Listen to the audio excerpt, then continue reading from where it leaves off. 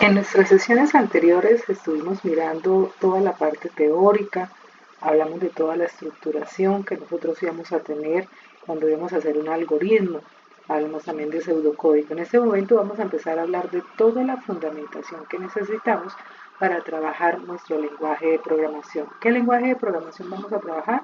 Vamos a trabajar C++. Entonces hago la invitación para que en sus computadores se den el espacio en este momento para que instalen Dev C++, que es el lenguaje de programación que vamos a trabajar. Voy a dejarles en nuestra sesión de Moodle el sitio de donde el cual lo pueden bajar o el ejecutador con el cual lo pueden instalar. ¿Qué vamos a trabajar en esta sesión? Esta semana vamos a trabajar todos los conceptos de fundamentación, vamos a hablar un poco del modelo de lenguaje de programación, vamos a hablar de los operadores y expresiones que se trabajan enfáticamente en C++, trabajaremos unas instrucciones de entradas y de salidas, vamos a mirar el concepto y para qué nos sirven las bibliotecas en C++, y finalizamos con una práctica sobre el entorno del desarrollo integrado en C++. Vamos a hablar un poco de unos ejercicios básicos, como sería la programación en Dev C++.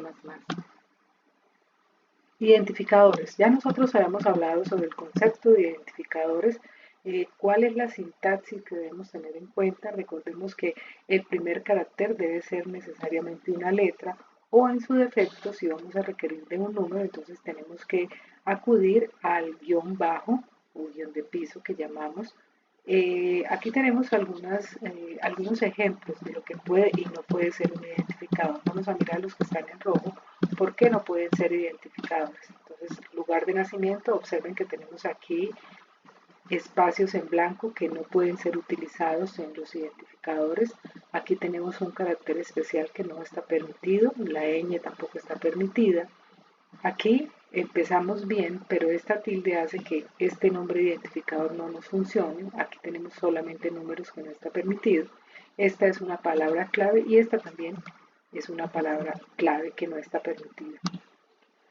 Palabras claves, ¿cuáles son las palabras claves? Entonces en C++ vamos a tener este tipo de palabras claves. Cuando vamos a identificar o vamos a describir un identificador en el cual vamos a almacenar una letra o una cadena de letras, que aquí los vamos a llamar caracteres, o carácter para una sola letra, o cadena de caracteres o string, nuestro tipo de dato va a quedar como char para un solo carácter y string cuando es una cadena de caracteres.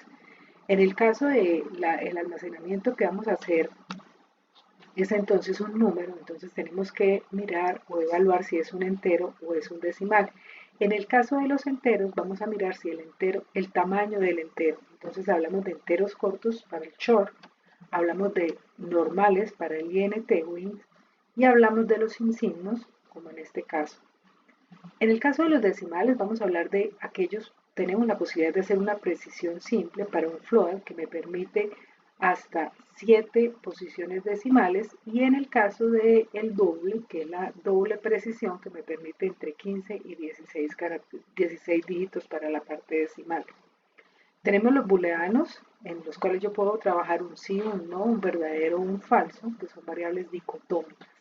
Aquí les dejo una tabla de los tamaños que podemos trabajar con los tipos o en las palabras claves. Operadores. Estos son los operadores que vamos a trabajar en Dev C++. Debemos tener en cuenta la jerarquía, quiénes están primeros y quiénes están al final. Siempre vamos a trabajar, el primer operador va a ser los paréntesis, luego van a estar los monarios, que son los que me incrementan o decrementan. Sigue la multiplicación, la división o el módulo, luego la resta o la suma, los relacionales, los lógicos, y miren que la asignación está en el último puesto de los operadores. Su jerarquía es de acuerdo a las reglas de matemáticas. Las operaciones entre diferentes tipos de datos dan como resultado el de mayor rango.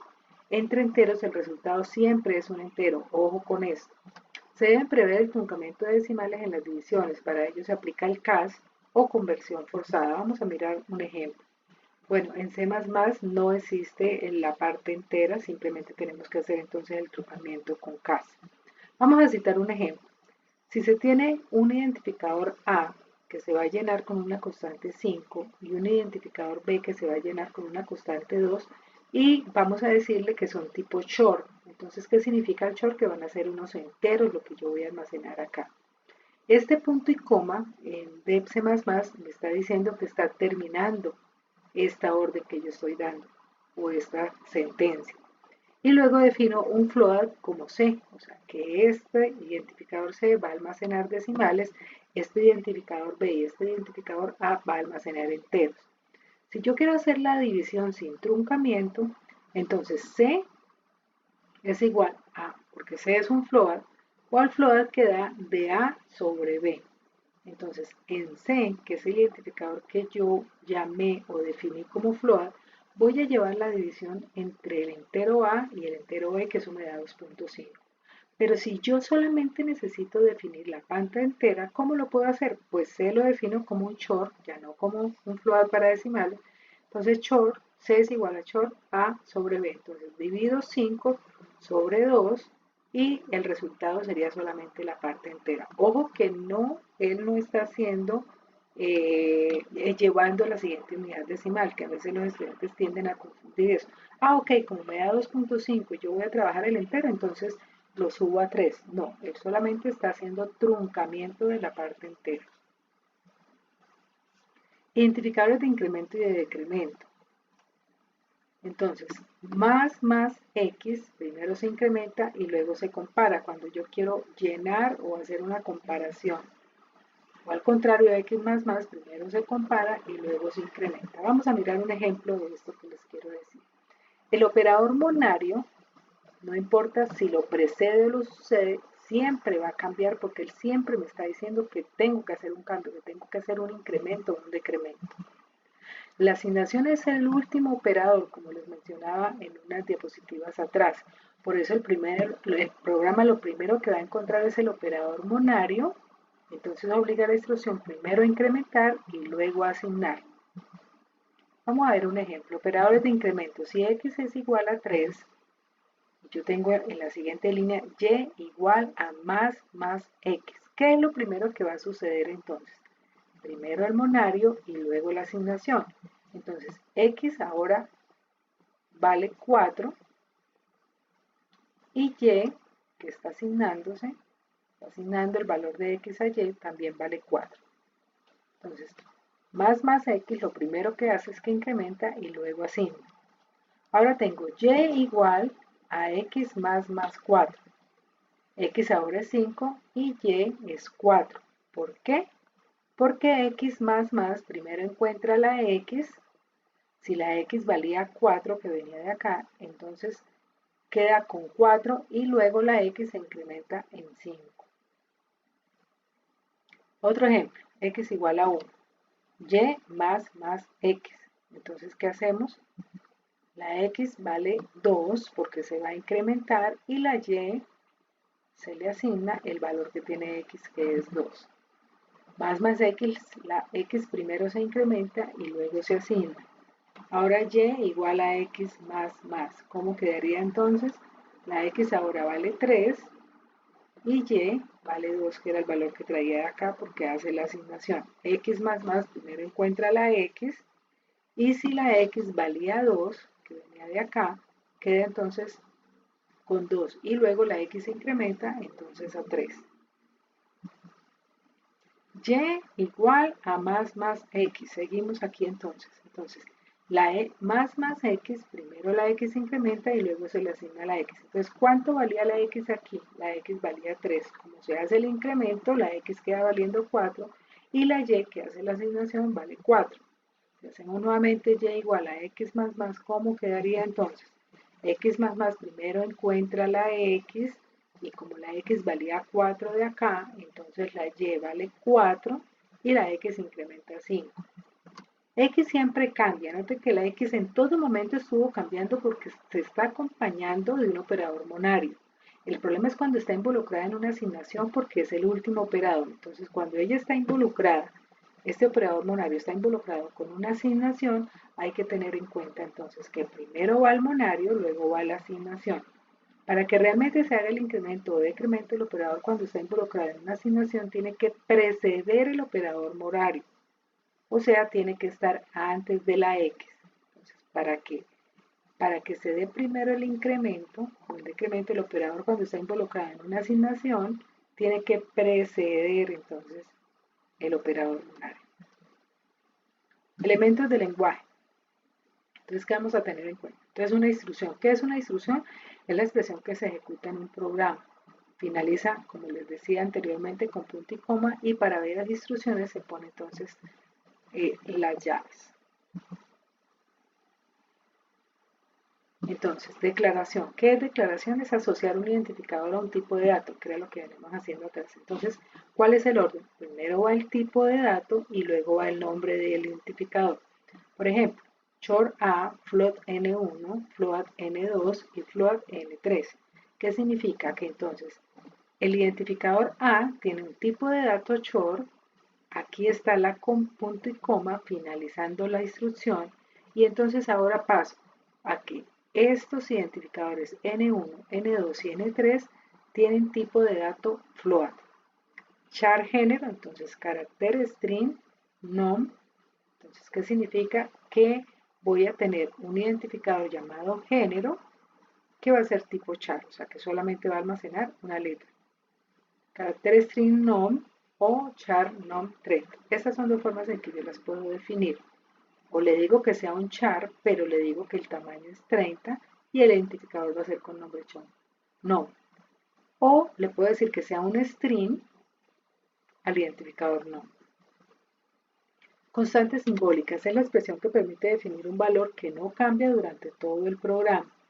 Se colocan en la parte superior del programa. Entonces, si yo voy a nombrar un identificador que se llama define y tiene este signo número, ¿qué significa? Que todo el programa voy a estar trabajando ese operador como pi y va a llamarse, va a tener el valor de 3.141619. Elementos del lenguaje. Entonces les decía que vamos a evaluar qué son las librerías. Las librerías son archivos de cabecera con extensión .h, para el caso de C++, que contienen funciones. Estas deben incluirse en los programas en la parte superior de la siguiente forma. Numeral include y en los signos mayor y menor que va la parte librería.h. Este es el nombre de la librería. Entonces vamos a ver una de las librerías más comunes. Tenemos esta cuando yo voy a trabajar las funciones sin, mayor variable o sin. Este es el nombre del identificador, eso también es un identificador. ¿Qué hace el sin? Entonces es una entrada estándar o captura de datos. Entonces, recuerden cuando hablábamos del diagrama, donde decíamos que nos comunicamos con el usuario, entonces aquí la comunicación con el usuario, ¿cómo va a ser? Un code. Entonces, el code nos va a permitir generar un mensaje por pantalla y ese mensaje, si lo voy a llenar en una variable, tengo que almacenarlo con un sin. Por eso es que el sin es la entrada y el pop es para hacer la impresión a través de la pantalla. Para hacer una pausa utilizo este código. Si voy a hacer algunas funciones como una raíz cuadrada, una potencia, un módulo, entonces utilizo estos de acá. Y la librería es más.h. Y si voy a hacer unas conversiones, algunas cosas alfanuméricas, algunas cosas de carácter que tengan que ver necesariamente con los caracteres, esta es la librería que me permite trabajar. Entonces, estas dos, sin code, utilizado para operaciones de entrada y salida, su nombre es un acrónimo de la output, input, stream, flujo de entrada almacena lo que el usuario entregó por pantalla, code, el flujo de salida, mostrar texto por pantalla, se usa para concatenar, y en NL para salto de línea. Estos de acá, las matemáticas, diseñado para operaciones matemáticas básicas. Muchas de sus funciones incluyen el uso de números en coma flotante. C++ también implementa estas funciones por razones de compatibilidad y las declara en la cabecera. Y esta última diseñado para las operaciones básicas con caracteres. Contiene los prototipos de las funciones y macros para clasificar caracteres. Bueno, otra parte que nosotros necesitamos conocer son algunas secuencias de escape. Entonces vamos a trabajar algunas líneas dobles para hacer comentarios, de pronto que hicimos una parte, una sentencia de una parte de una instrucción y queremos saber más adelante esa instrucción para qué la hicimos, entonces uno lo que suele es hacer comentarios. Aquí está cómo se definen o cómo se escriben los condicionales. Entonces tenemos ¿Cómo se define un condicional simple con el if y el else? Noten dónde va el punto y coma para finalizar la instrucción. ¿Cómo se hace cuando es el condicional simple? Mire dónde va terminando el punto y coma. Entonces se hace si la condición instrucción 1 y ahí es donde va a terminar. Si hay dos instrucciones, ahí es donde termina el punto y coma porque todo esto es una sola instrucción. Y el else es una sola instrucción, por eso es que el punto y coma para el final de ese else. Cuando es una condición selectiva, o sea que tiene varios if acá, o si tal cosa, entonces haga una instrucción y haga otra instrucción, se define de esta manera. O cuando estoy hablando de los condicionales anidados, entonces noten que yo utilizo los paréntesis. ¿Y dónde va mi punto y coma? Al final de la instrucción. Tengan en cuenta ese uso de punto y coma, porque si no los compiladores en ese momento pues van a generarle un error si usted utiliza un punto y coma aquí al final del if. Como vamos a programar en C++, todo programa fuente en C++ tiene la extensión .cpp. Una vez usted compile y lo corra, él le genera el ejecutable. Ese ejecutable es un .exe, un .exe, que son los programas ejecutables que se generan a través o después de que se hace la compilación del programa. Entonces, ¿cómo es la estructura de un programa? Entonces, empezamos por la cabecera. ¿Qué van las cabeceras? Como lo decíamos atrás, van las librerías. Entonces, se incluyen las librerías y se incluyen las constantes simbólicas que yo requiero. Y esta partecita también se inicia, se pone en la cabecera de un programa C++. Luego de eso va el cuerpo del programa. ¿En dónde va el cuerpo del programa? Por lo general va en la mitad, va después de la cabecera e inicio con la definición de mis identificadores. Entonces, tipo, luego nombre del identificador. Bueno, esta es una línea de la función principal que siempre va, pero después se van a definir entonces las variables y se empieza con el código. Se finaliza con este símbolo, que es el que se utiliza para iniciar y para finalizar el programa. También se utiliza para encerrar algunos if, como lo vimos en la diapositiva anterior. Vamos a ver algunos ejemplos. Tenemos el primero. Vamos a hacer un programa que pida el radio de un círculo e imprima su área. Entonces, empezamos con el iCloud Austria, que es la librería que necesitamos por default en C++. Luego, la que necesitamos porque vamos a trabajar una función matemática que es una potencia, entonces la incluimos. Luego estamos definiendo un identificador con una constante. Todo eso va en la librería. Esta línea que es de uso obligatorio empezando los programas en C++, seguida de esta línea y empezamos entonces con la definición de nuestros identificadores. Entonces vamos a trabajar un identificador R y un identificador A mayúscula como tipo float. Después nos comunicamos a través de pantalla con el code y decimos teclee el radio del círculo. Observen que va entre comillas dobles todo lo que yo quiera hacer impresión en pantalla. Aquí se deja un espacio en blanco porque voy a necesitar alimentar posiblemente o al final mostrar una impresión así. Y para que cuando el usuario me entregue el valor, esto no me quede montado. Siempre y cuando el espacio en blanco esté entre comillas, no hay ningún problema. Entonces, eso que el usuario me entregó por pantalla, yo lo voy a almacenar en el identificador R que definí aquí como tipo float. ¿Qué estoy haciendo? Voy a hacer entonces abrir una condicional que diga si este identificador R es diferente de 0, entonces, ¿qué haga? Entonces vaya y almacene en el identificador A lo que resulte de pi por pou. ¿Qué significa esto? Abro paréntesis R, 2 y aquí termino mi sentencia. Luego me comunico a través de la pantalla y digo el área del círculo es espacio en blanco y noten que mire estos símbolos que van aquí al principio y al final. Aquí lo que estoy haciendo es concatenar o unir esta cadena de caracteres con el valor que está almacenado o producto de lo que dice acá en A. De lo contrario, o entonces este es un punto. Va simplemente a mostrar esta cadena de caracteres y va a finalizar el programa. El ejemplo 2, pedir un número entero e imprimir si es par o si es impar. En el pseudocódigo daríamos inicio, este sería el inicio de nuestro diagrama de flujo, luego vamos a hacer una impresión, ingrese un número entero, luego lea, luego haga esta operación, si, miren la diferencia de cuando yo hago el pseudocódigo y cuando yo hago el diagrama.